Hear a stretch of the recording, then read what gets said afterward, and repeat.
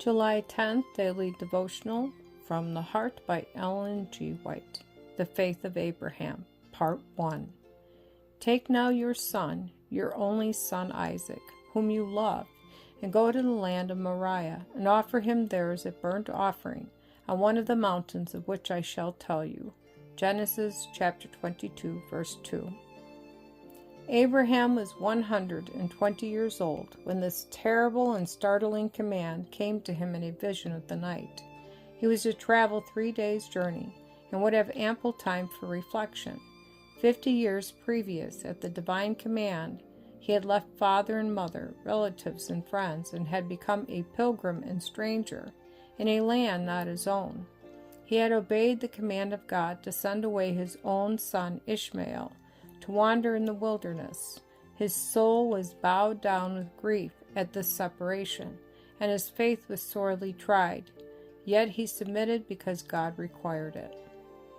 Abraham was tempted to believe that after all, this might be a delusion. Stricken with grief, he bowed before God and prayed as never before for a confirmation of this strange command.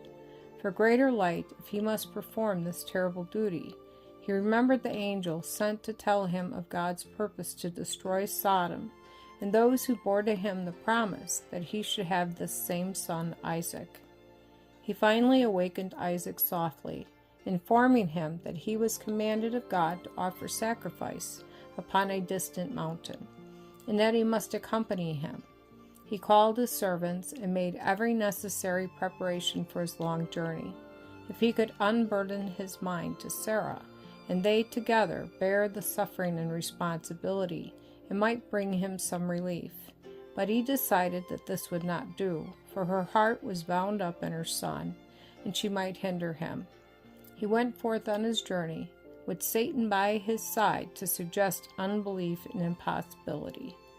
The journey of the 3rd day is commenced. Abraham lifts his eyes to the mountains, and upon one he beholds the promised sign. He looks earnestly, and lo, a bright cloud hovered over the top of Mount Moriah. He was yet a great distance from the mountain, but he removed the burden from the shoulders of his servants, and bade them remain behind while he placed the wood upon the shoulders of his son, and himself took the knife and fire.